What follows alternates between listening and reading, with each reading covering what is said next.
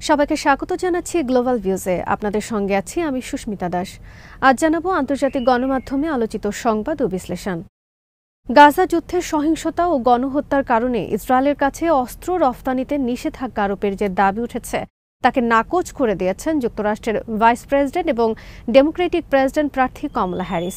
দলীয় মনোনয়ন পাওয়ার পর প্রথম ইন্টারভিউতে তিনি বলেছেন, ইসরায়েলের নিরাপত্তা এবং দেশটির আত্মরক্ষার অধিকারের বিষয়ে আমি দ্ব্যর্থহীন এবং প্রতিশ্রুতির বিষয়ে অটল। আমার এই নীতি কখনোই পরিবর্তন হবে না। কমলা হ্যারিস আরও বলেন, আমি আবারও বলছি, নিজেকে রক্ষার অধিকার ইসরায়েলের আছে, আমরাও সেটাই করব এবং কিভাবে করব সেটি গুরুত্বপূর্ণ। আনাদুলো বার্তা সংস্থার খবরে বলা হয়েছে, প্রেসিডেন্ট নির্বাচিত হলে ইসরায়েলকে সামরিক সহযোগিতার বিষয়ে নীতি পরিবর্তন হবে কিনা এমন প্রশ্নের না সূচক জবাব দেন হ্যারিস। তবে তিনি স্বীকার করেন যে গাজার যুদ্ধে অনেক নিরীহ মানুষের মৃত্যু হয়েছে। গাজায় ইসরায়েলি গণহত্যার বিষয়ে বিশ্বব্যাপী প্রতিবাদ ওঠার পর ইসরায়েলের কাছে যুক্তরাষ্ট্রের অস্ত্র বিক্রিতে নিষেধাজ্ঞা আরোপ করার দাবি ওঠে। তবে ওয়াশিংটনের কর্মকর্তারা এ বিষয়ে কখনোই ইতিবাচক কোনো বক্তব্য দেননি। তারা বরাবরই ইসরায়েলের সব কর্মকাণ্ডকে দেশটির আত্মরক্ষার অধিকার হিসেবে বর্ণনা করে আসছেন। নভেম্বরের ৫ তারিখ অনুষ্ঠিত হবে যুক্তরাষ্ট্রের প্রেসিডেন্ট নির্বাচন। ভোট গ্রহণের দিন যতই ঘনিয়ে আসছে, গাজার যুদ্ধ নিয়ে আলোচনা ততই জোরালো হচ্ছে। বিশেষজ্ঞরা মনে করছেন যুদ্ধের প্রভাব পড়তে পারে ভোটের হিসেবে। তবে দুই প্রার্থী ডোনাল্ড ট্রাম্প ও কমলা হ্যারিস উভয়ই ইসরায়েল বিষয়ে একই বিন্দুতে অবস্থান করছেন। পশ্চিম তীরের দুটি ইহুদি বসতির কাছে দখলদার ইসরায়েলি সেনাদের ওপর হামাস যোদ্ধাদের হামলায় উচ্চপদস্থ এক ইসরায়েলি সেনাসহ বেশ কয়েকজন সেনা হতাহত হয়েছে বলে খবর দিয়েছে ইসরায়েলি গণমাধ্যম। খবরে বলা হয়েছে, শুক্রবার রাতে গুশ ইৎজিয়ন ও কার্মি টিজার নামের দুটি অবৈধ ইহুদি বসতির কাছে এই হামলা হয়। আল মায়াদিনের খবরে বলা হয়েছে, হামাসের সামরিক শাখা আল কাসাম ব্রিগেডস এই হামলা দুটি করেছে।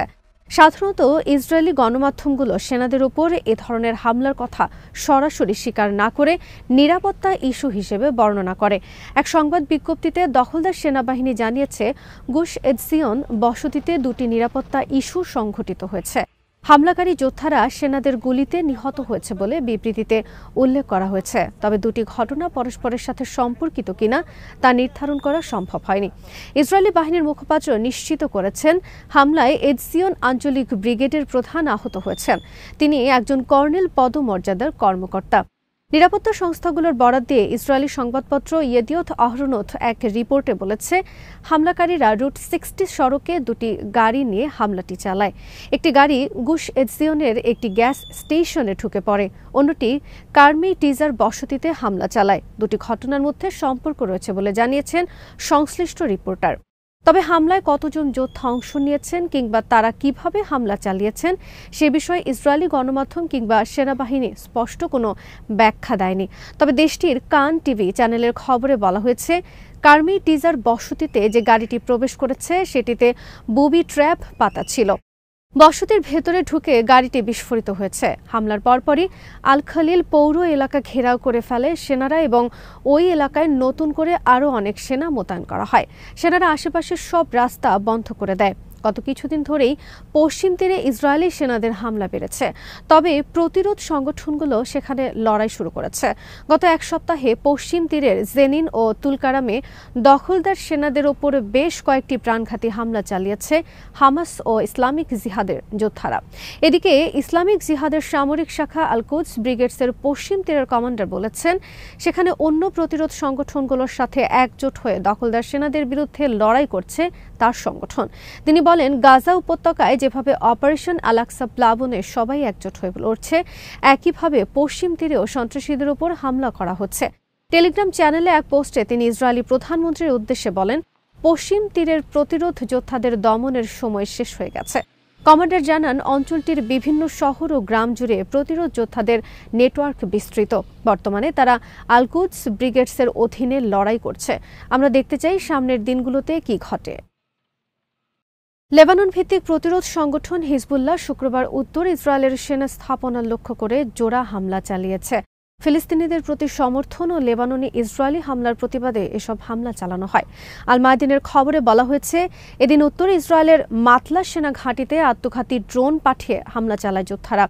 হামলাটি সরাসরি ঘাঁটিতে আঘাত হানে এবং সেখানে অবস্থানকারী সেনাদের অনেকে আহত হয়। এরপর জাবাল নাথার এলাকায় সেনাদের অবস্থান লক্ষ্য করে হামলা চালানো হয়। এছাড়া বারাম জঙ্গলের কাছে একটি সেনা অবস্থানেও হামলা হয়েছে। হিজবুল্লাহর মিডিয়া বিভাগ জানিয়েছে, শুক্রবার তাদের যোদ্ধারা ইসরায়েল অধিকৃত শিবা ফার্মস এলাকায় জিবদিন সেনা ঘাঁটিতে রকেট হামলা চালিয়েছে।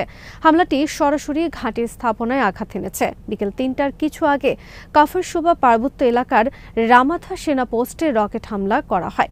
দক্ষিণ লেবানন থেকে আল মায়াদিনের প্রতিনিধি জানিয়েছেন, এদিন লেবানন থেকে সরাসরি ইসরায়েলের শেবা ফার্মস এবং কাফর শুবা পার্বত্য এলাকায় হামলা হয়েছে। ইসরায়েলি গণমাধ্যম জানিয়েছে, মেতুল্লা বসতি লক্ষ্য করেও এদিন 2টি রকেট হামলা হয়েছে। অন্যদিকে শুক্রবার মধ্যরাতের পর লেবাননে অন্তত 10টি হামলা চালিয়েছে ইসরায়েল।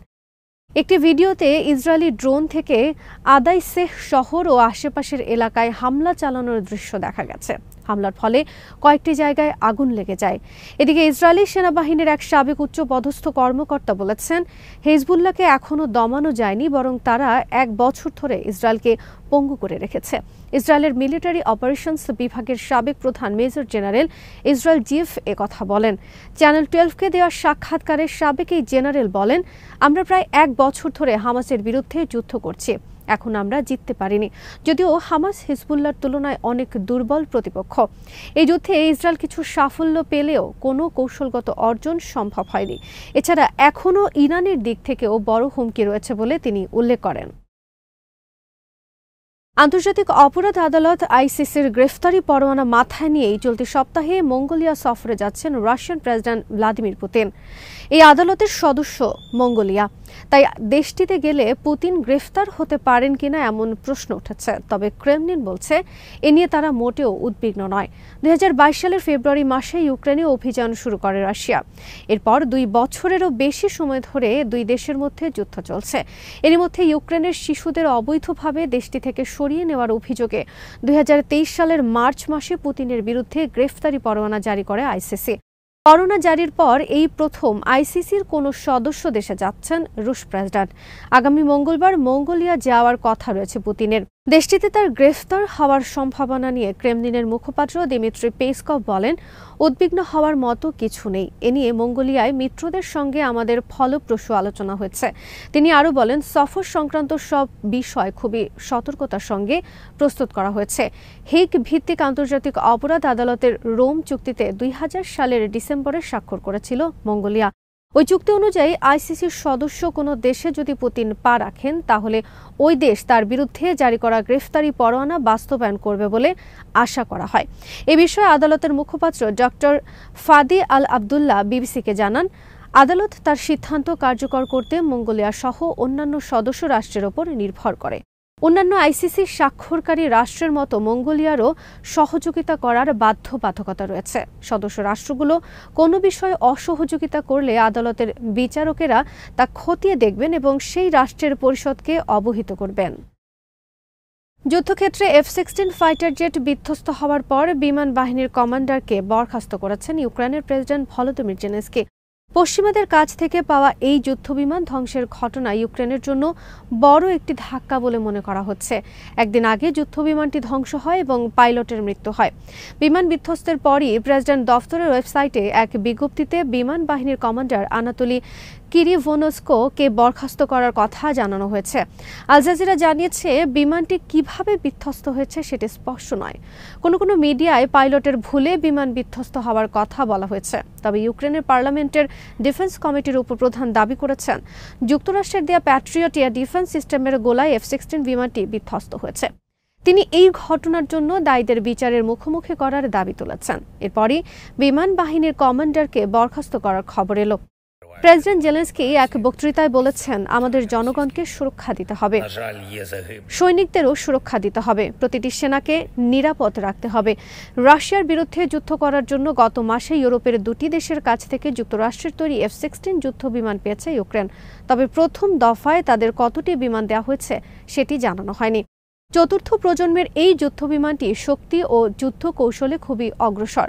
যুক্তরাষ্ট্র ও ন্যাটো বাহিনীর হয়ে এর আগে বেশ কয়েকটি যুদ্ধক্ষেত্রে সফলতার পরিচয় দিয়েছে F-16, যে কারণে ইউক্রেনের সরকার যুদ্ধের শুরু থেকেই এই বিমানটি চেয়েছে যুক্তরাষ্ট্রের কাছে।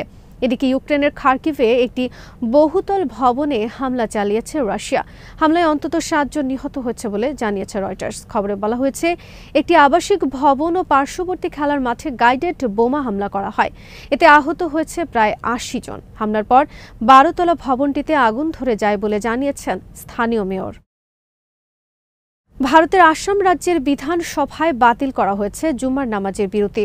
বহু বছর ধরে আসামের বিধানসভার কার্যক্রমে শুক্রবার দুপুরে জুমার নামাজের জন্য 2 ঘণ্টার বিরতি দেওয়া হতো। 30 অগাস্ট শুক্রবার বিধানসভার রুলস কমিটি একটি প্রস্তাব গ্রহণ করে। এতে বলা হয় শুক্রবারের অধিবেশনও অন্য দিনের মতো হবে। জুমার নামাজের বিরতি বাতিল করার পর এ নিয়ে একটি পোস্ট করেছেন আসামের মুখ্যমন্ত্রী হিমন্ত বিশ্ব শর্মা। তিনি লিখেছেন, 2 ঘণ্টার জুমার নামাজের বিরতি বাদ দিয়ে আসাম আইনসভা নিজেদের কর্মকাণ্ডের উপর গুরুত্ব দিয়েছে এবং ঔপনিবেশিক আমলের আরেকটি নিদর্শন ঝেড়ে ফেলেছে। তিনি জানান, 1937 সালে বিধানসভায় নামাজের বিরতির বিষয় টেনেছিলেন মুসলিম লীগ নেতা সৈয়দ সাদুল্লাহ।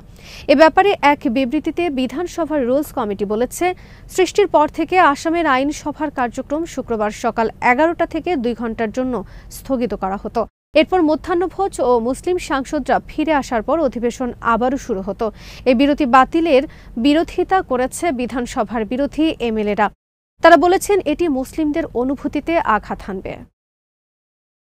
আজ এখানেই শেষ করছি। সবাই ভালো থাকুন, সুস্থ থাকুন আর দেখতে থাকুন বিডি ভিউজ। চ্যানেলটি ভালো লাগলে সাবস্ক্রাইব করুন। সংযুক্ত থাকুন আমাদের ফেসবুক পেজে।